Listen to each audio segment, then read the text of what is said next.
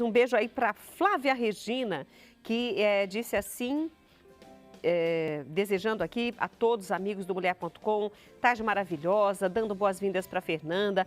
A Márcia Jolo, boa tarde, Rita, eu tô de férias aqui no Paraná e assistindo o programa com a minha mãe. Dia das Mães, beijo para sua mãe, viu, querida? E beijo para você também, Márcia. Sônia Maria fez uma pergunta, mas eu já obtive a resposta com a Fernanda. E ela fez uma pergunta, farinha de trigo tem fermento? Não, esse brownie não vai fermento, tá? Então, se você for fazer um bolo e aí você vê que no armário não tem fermento, já opta pelo brownie porque não vai fermento de jeito nenhum, tá? Quem mais está aqui?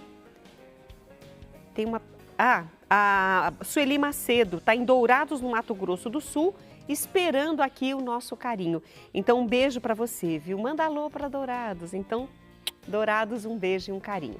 Agora eu vou deixar os recadinhos de lado, porque nós temos dois convidados aqui e nós precisamos receber os três aqui, né? Porque hoje eu tenho certeza que do céu tem gente intercedendo por nós, porque vamos falar justamente dele, da devoção, né, Carlo Acutis. E eu já apresentei para vocês a Estela Gontijo, o padre Fábio Vieira, obrigada mesmo por estar conosco, né? E o senhor é chanceler da Diocese de Santa Cruz de Corumbá, no Mato Grosso do Sul. E o senhor veio de longe para estar aqui conosco, para aproveitar, né, que já que temos que publicar acima dos telhados as boas novas do céu, para a gente poder mostrar para o Brasil o quanto Carlo Acutis foi esse jovem que deixou para muitos de nós esse exemplo, esse amor à devoção à Eucaristia. Seja bem-vindo. Muito obrigado. Chegar aqui foi bem mais rápido do que a Itália, né? Que o Carlo me levou do Pantanal lá para casa dele. Meu Deus. Foi muito mais longe. Mas realmente, essa experiência me faz cada dia mais crescer como padre, né, como sacerdote, porque Carlo amava os padres. Por quê? Porque os padres davam ao Carlo aquilo que era o centro da sua vida, a Eucaristia, né? O senhor falou que o Carlo levou o senhor, né, do centro do país para a Itália. Foi para Assis, né? Aham. Como que começou essa jornada? Começou em 2012, quando eu com outro padre amigo lá de Campo Grande, vimos um encartezinho com a oraçãozinha do Carlo, e atrás estava o telefone da mãe do Carlo, porque logo quando foi autorizado a abertura do processo dele em Milão, diocesanamente falando, quando era servo de Deus, ela o processo de beatificação. O processo abre diocesanamente. Ah, tá. Primeiro começa na diocese com o bispo local, depois é que vai para a congregação pela causa dos santos. Certo. E Dona Antônia recebeu autorização para publicar a oraçãozinha de intercessão do Carlo, e lá ela colocou o telefone dela para quem tivesse contato, mandar algum testemunho, alguma coisa de graça que recebeu. E ligamos para a Dona Antônia, estávamos indo para a Itália e ela nos recebeu muito bem. Isso em 2013, 10 anos faz esse ano, e nasceu uma grande amizade, né? E ao ponto de receber o convite, né, de fazer essa experiência lá, morar lá. Quando em 2019 eu disse sim, foi uma grande alegria para ela, e em 2020 aconteceu tudo o que aconteceu, que foi a pandemia, e estávamos lá juntos, dando força um para o outro. É interessante porque muita gente teve a oportunidade de reclamar da pandemia, porque só ficava dentro de casa, não podia sair, não podia... O senhor não. O senhor só agradece a Deus por ter podido ficar com a família em lockdown, em casa, aprendendo com eles e aprendendo das coisas do Carlo. Foi uma bênção, não foi, padre? Foi. Eu acho que Carlo sabia o que ia acontecer, porque veja bem, a mãe me chama para ajudar na Associação Carlo Acutis lá na Itália, uma vez que eu já tinha ajudado em todo o processo da beatificação. O milagre aconteceu em Campo Grande, eu fui o portador do milagre até o Vaticano, participei das 2 audiências junto, né? E de repente, quando eu decidi ir, 11 de março de 2020 o mundo para, a Itália fecha. Porque a Itália é o primeiro país do Ocidente a enfrentar toda aquela situação. Sim. Né? E de repente nos vimos ali, fechados. Eu, a mãe do Carlo, o pai, os 2 irmãos, a avó, a tia. E olha que coisa interessante, né? Depois, quando eu volto para o Brasil, é que a gente vai juntar um pouquinho aí o xadrez, né? O quebra-cabeça. O mundo todo ficou sem missa. O mundo todo ficou sem missa. Mas a família do Carlo não ficou nem um dia. ele levou um padre lá do Brasil e colocou dentro da casa dele. E foi a Eucaristia que nos sustentou naquele momento. Porque chegou um momento que eu pensei, meu Deus, eu vim morrer aqui, né? Porque você vê todos os idosos morrendo daquele jeito na Itália. Foi. Porque o patrimônio maior da Itália são seus idosos. Não é um país jovem, é o país mais idoso do mundo, é a Itália.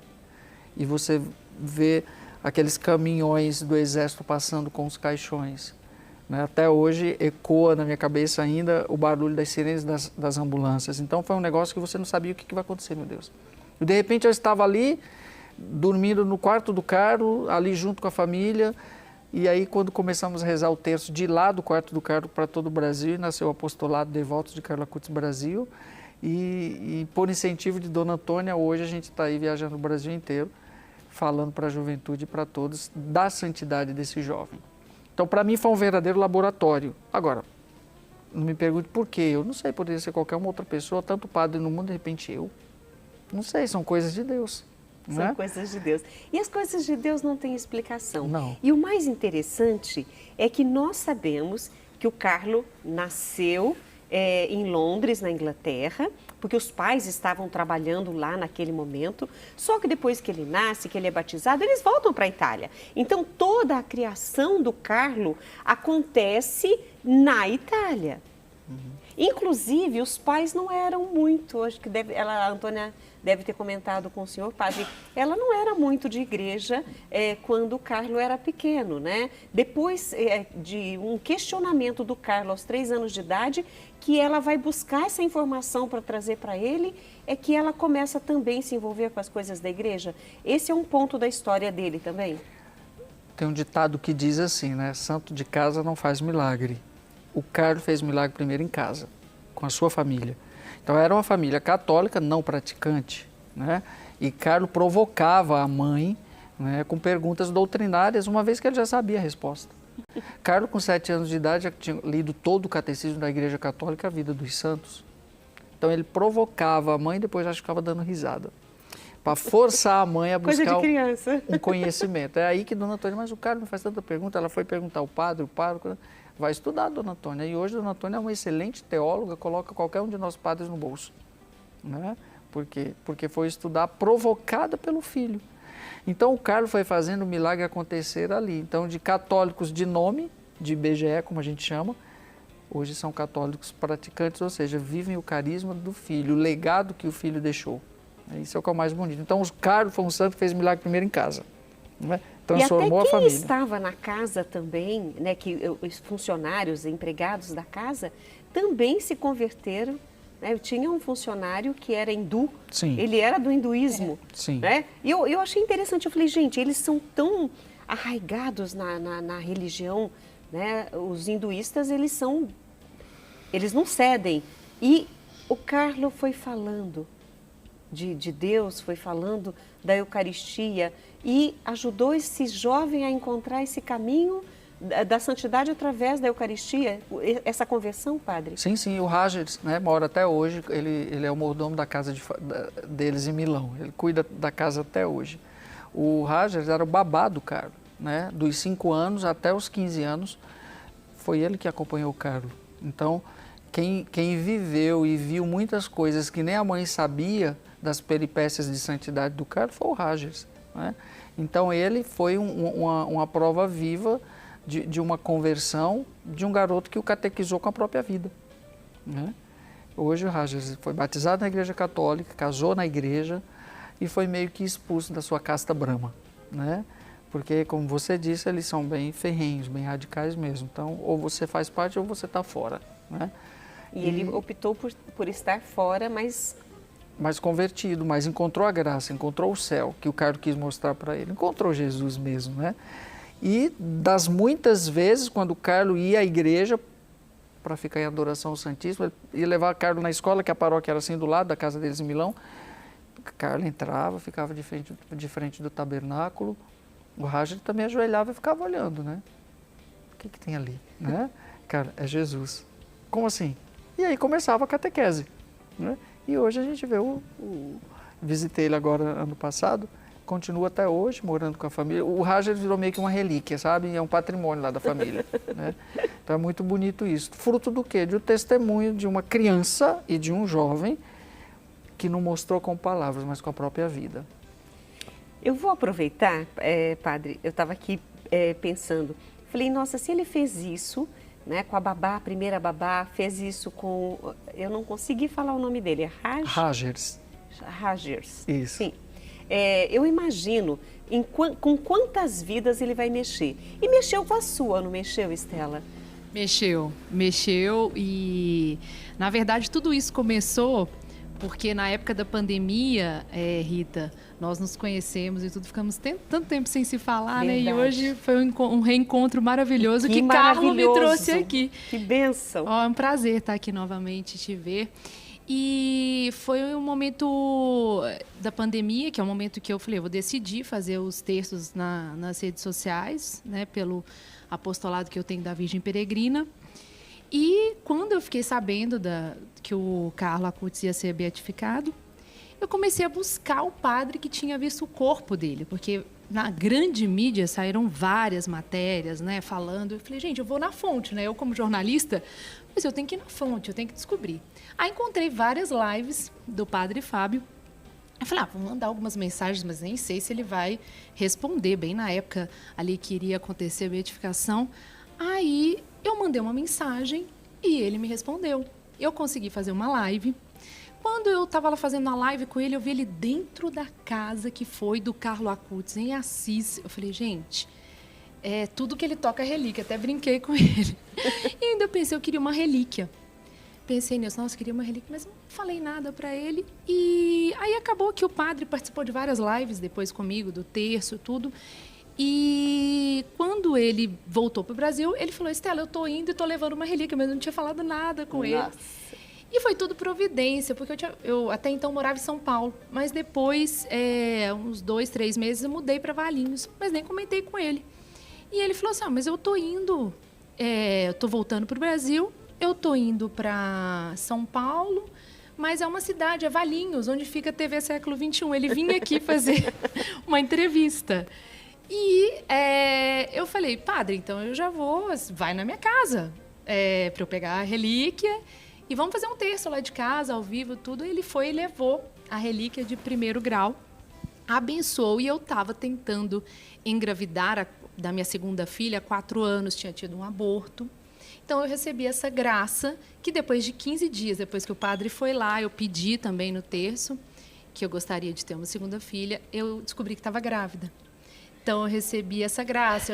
Eu lutei muitos anos com hipertiroidismo, mais de 10 anos. Tive muita dificuldade para engravidar da primeira filha e não estava conseguindo, há mais de 4 anos, engravidar. E aí eu tive essa graça maravilhosa de ter hoje a Catarina com 1 ano e 6, 7 meses. Já até dei uma entrevista aqui na TV Século XXI, dando esse testemunho. Então, desde então, eu fiquei com esse compromisso, né? Que quando a gente recebe uma graça, acho que a gente tem que dar... Graça alcançada, graça testemunhada. Testemunhada, a gente tem que testemunhar.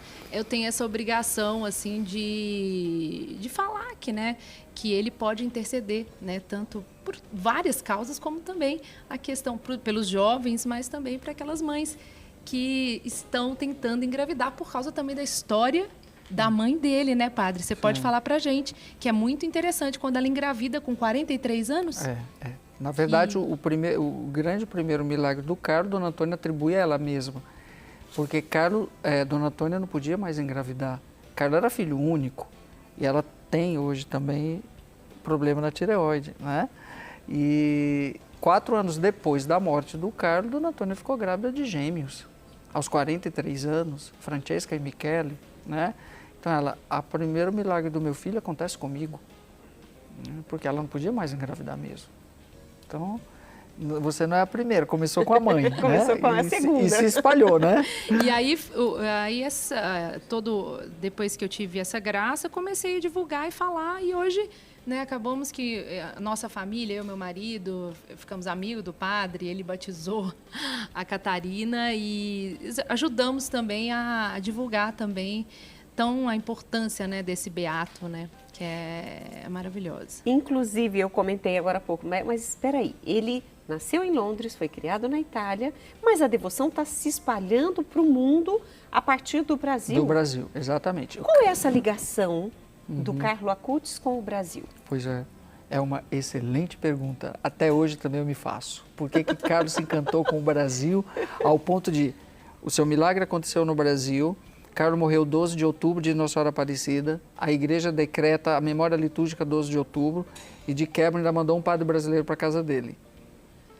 É do Brasil para o mundo. Vários sinais nos dizem isso, né? Porque Carlos nem era conhecido na Itália. Quando tudo começou do Brasil, nem se sabia que estava sepultado ali naquele cemitério de Assis, aquele jovem. Que foi um desejo dele também, estar enterrado lá. É tão interessante quando ele falou para a mãe, mama, eu quero ser sepultado aqui. Ela, como? Eu vou morrer primeiro, como você quer? Mama, eu quero que você, sabe? Já começou a dar esses prenúncios, porque o grande encontro do Carlos com Francisco é que o inspira a tudo. Carlos, foi Francisco de Assis que o inspirou. A família muda para Assis em função do Carlos. E não tem como não se sentir uma mística que nos envolve quando a gente chega em Assis. Ter morado ali, vivido ali, sentir o cheiro de Assis, é impressionante. É impressionante. Assis fala em cada canto. Poxa, Francisco passou aqui, Santa Clara estava aqui. A própria medieval da cidade te envolve numa mística. Eu acho que Carlos sentiu, acho que eu senti também. Se sentiu abraçado por sim, tudo isso. Assis é impressionante, né? E Dona Antônia realizou o desejo do filho, o sepultou em Assis. Em Assis. E muda para Assis, tudo vai viver em Assis. Eu tenho uma pergunta. Teve um momento da vida do Carlos que o pai queria que ele viajasse para a Terra Santa, porque é um menino tão devoto, tão religioso. É um desejo. Eu vou falar agora a verdade, né? Eu tenho muita vontade de conhecer Fátima, mas tenho muita vontade de conhecer a Terra Santa. Porque a gente fala assim, puxa, pisar na terra que Jesus pisou. E aí o Carlos recebeu esse convite do pai e ele não aceita. Eu acho que dentro desse processo do Carlos converter a própria família, ele dá uma provocada no pai. Quando o pai o chamou para ir aos lugares santos, à Terra Santa. Vamos aos lugares de Jesus, vamos ver onde... Não precisa, papai, Jesus está aqui do lado no sacrário. Eu não preciso ver os lugares se eu tenho ele aqui do lado. Ou seja, papai, vai na igreja rezar. Foi uma provocação. Foi uma provocação, com certeza. Carlos era cômico, né? Como dizia a avó, Carlos era cômico, ou seja, descontraído, gostava de contar piada. Deixava o ambiente leve, onde ele chegava, com a sua leveza, né? Com a sua beleza, né? Com a avó Luana, conversava muito com a Luana, a gente passava muito tempo junto, né? A avó dele, mãe de Dona Antônia. E Carlos, ela dizia sempre, não tinha como Carlos não ser notado. Onde ele passava, todo mundo virava a cabeça para olhar. Não só pela sua beleza física, daquele jovem de 1,83 m belíssimo, mas era uma beleza que transcendia da alma. Todo mundo via, notava que tem algo de extraordinário ali. Lógico, ninguém identificava que era uma santidade, né? Mas a beleza do Carlos sempre foi transcendente. Né? Então... Olha, eu gostaria muito de poder continuar conversando mais com vocês, mas o nosso tempo fica curtinho e eu não posso perder a oportunidade de, primeiro, convidá-los para voltar aqui no Mulher.com, porque tem mais perguntas, mais questionamentos, porque eu nem olhei aqui na internet. Por falar em internet, né? Não olhei aqui na rede social, mas ele vai... Há grandes probabilidades dele ser o santo que vai proteger ou o padroeiro da internet? Sim, ele é um dos candidatos. Um dos candidatos. Isso. Nós só saberemos isso de forma autenticada pela igreja no dia da sua canonização. Com a canonização, a igreja decreta aquele santo vai ser patrono de alguma coisa, de alguma causa, né? E Carlos está lá no topo para ser o patrono da internet. Patrono, não lembrava essa palavra. Patrono da internet. Da internet, isso. Esperemos, né? Ele não foi canonizado em 2020, beatificado em 2020 por acaso, no ano que o mundo parou e tudo estava virtualmente pela internet. Né? Teve uma época lá, quando a beatificação foi cancelada por conta da pandemia, que estava a Itália no auge, que ia ser em abril, depois passou para junho e por fim foi outubro. a gente, Dona Antônia, vamos fazer online mesmo, o cardeal, a senhora, o pai, né, ali, 5 pessoas, ela, não, quero que tenha gente, que seja na Basílica de São Francisco, e assim foi, né, que deu uma melhorada ali naquele momento com os contágios, e a Itália pôde possibilitar isso para a gente. E olha, aproveitando que a gente está falando aqui da internet, que é essa grande probabilidade dele ser o patrono da internet, aproveite a internet que você tem, o 4G do seu celular, seja como for, essa comunicação, entre no RS21, tá? Pelo YouTube, e você vai ver, são 3 episódios que você vai poder acompanhar sobre a vida de Carlo Acutis. Então, são 3 partes. Então, você tem que assistir as 3 para entender tudo. Está disponível no nosso canal no YouTube, da rede, né? Da Rede Século XXI. Então, você coloca lá, Rede Século XXI no YouTube, achou a gente, procura Carlo Acutis, que você vai encontrar essas 3 partes da história dele, tá? Parabéns aí à nossa equipe de jornalismo, que fez uma matéria excelente, conseguiu compilar muitas das coisas, outras a gente ainda vai descobrir ao longo da vida, né, dessa beatificação da santidade de Carlo Acutis. E aproveitando a presença aqui do Padre Fábio Vieira, eu quero, e a presença também, né, da relíquia de Carlo Acutis, eu gostaria de pedir ao Senhor uma bênção, hoje especial para todas as pessoas que estão junto conosco, e como jovem, que ele toque os corações de muitos outros jovens, para conhecer Jesus, para não deixar essa juventude passar, encontrar o Senhor enquanto ele se deixa encontrar. Muito bem. Então, a todos que estão nos acompanhando nesse momento, a todos os nossos jovens, assim como o Carlo, aos 7 anos de idade, quando fez sua primeira comunhão, disse: o meu projeto de vida é estar sempre com Jesus. Então, uma mensagem para todos vocês jovens. Qual é o seu projeto de vida? O Carlo tinha o dele, era estar sempre com Jesus. Isso não significa que ele tinha que deixar de viver no mundo, né, a sua humanidade, mas ressignificá-la para o céu. Então, que essa bênção se estenda a todos que estiveram aqui nos acompanhando, a todos os devotos de Carlo Acutis do Brasil inteiro, que são muitos, né, a todos vocês aqui no estúdio também, né, e sobretudo a nossa juventude. O Senhor esteja convosco. Ele está no meio de nós. Por intercessão do beato Carlo Acutis, abençoe-vos o Deus Todo-Poderoso, Pai, o Filho e o Espírito Santo. Amém. Desça sobre todos vocês e permaneça para sempre. Amém. Ai, eu posso tocar? Pode. Mas eu vou tocar no intervalo, porque agora eu vou chamar o intervalo e eu vou ter o meu momento aqui também, aproveitando de oração. E foi um presente hoje pra gente, não foi, gente? Então fica conosco, que ainda tem mais para acontecer no programa Mulher.com.